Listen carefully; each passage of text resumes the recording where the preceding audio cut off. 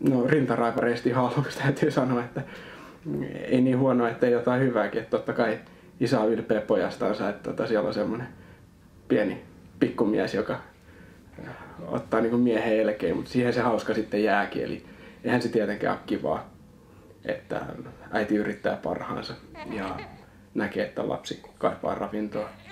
Ja sitten sitä ei nyt syystä tai toisesta se ketju ei oikein toimikaan. Siinä on sitten aina sellainen pari sekunnin mietintä, että mitä tässä voisi isänä tehdä. Ja useimmiten se on ollut valitettavasti, että ei oikeastaan mitään konkreettista. Mutta sitten välillä apu on tullut siitä, että on auttanut äiti, että pitäisikö mun ottaa hetkeksi syliin. Auttaisiko tällainen. Joskus auttaa, joskus ei. Imetysnurkkaus tosiaan, eli tuolla sohvan luona sijaitseva nurkkaus, niin se oli sitten semmoinen Lauran asemapaikka aina imetettäisiin. Sitten mun rooli usein oli sitä, että Laura tarvitsee kännykkää, niin minä sitten hain sitä kännykkää lapsen isänä. Ja Laura tarvii juotavaa, ei muuta kuin keittiöstä ja lasia hakemaan ja hana auki. Laitetaan tuommoiseen tietynlaiseen koriin, niin pari lehteä odottamaan. Laitetaan sinne pullollinen vettä valmiiksi ja sillä lailla, että äidillä ja muksulla olisi mahdollisimman hyvä olla jo valmiiksi. Jossain vaiheessa ensimmäisiä kertoja silleen, kun mun vaimo meni tekemään omia juttuja ja sit sieltä kun lämmitteli sitä pumpattua äidinmaitoa ja oli vielä vähän epävarma sen lapsen kanssa, että onko väsy vai nälkä vai joku muu. Kyllä se oli niinku semmoista, että mitä tää pitää tehdä ja toisaalta se onnistuu nopeasti ja kätevästi ja itsellä meni niin, että lapsi huutaa pää punaisena ja sitä sitten koittaa rauhoittaa. Niin kyllä silloin ainakin ollut semmoinen, että onko mä nyt hyvä isä tai hyvä vanhempi. Muutkin nisäkään, niin niilläkin on kuitenkin ne roolit. Ei ne tule mistään naisten lehdistä siellä apinoiden ja muiden imettäväisten puolella, että äidin pitää tehdä tätä ja isän tätä.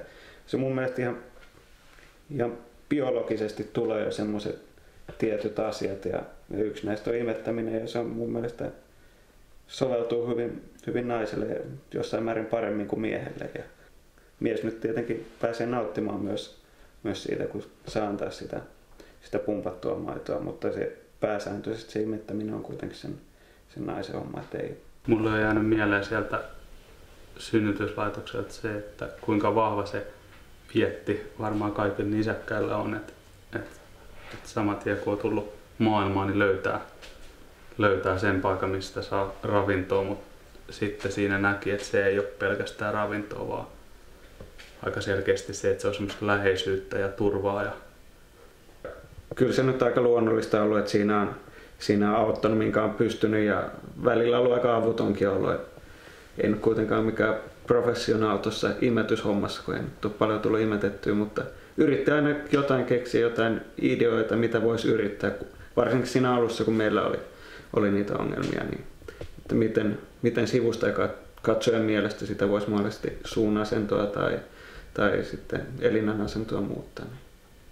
Meillä oli siinä alkuun silleen, että se imetys teki tosi kipeätä muutamat päivät, niin siinä oli varmaan isän tuki tärkeä se, että Kari ainakin kyseli sairaalassa kauheasti, kun mä kiroilin aina, kun Lilja tuli rinnalle, kun se oli niin kivuliasta, niin se sanoi, että se menee kohta ohi ja Noi sanoi, että se menee kohta ohi, että koita jaksaa ja sitten koitti tsempata, että se on kuitenkin tärkeää ravintoa ja vauva saa vastustuskykyä ja muuta, että koita jaksaa.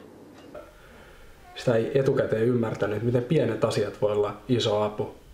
Eli just äiti imettää vauvaa ja sitten tulee hirveä jano, niin se yksi vesilasi voi olla niin kuin puoli maailmaa siinä vaiheessa. Ihan mitä tahansa, joku ehkä sekin, että voiko mä auttaa jotenkin. Niin tuntuu, että sekin on jo semmoinen voima, joka pistää taas vähän sellaista positiivista aaltoa eteenpäin äidin näkökulmasta.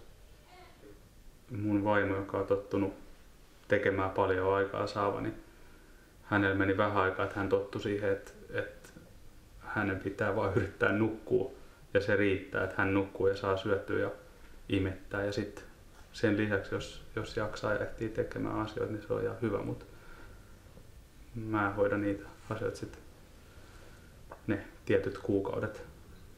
Kyllä niitä kotitöitä tulee ehkä tehtyä vähän enemmän nykyään.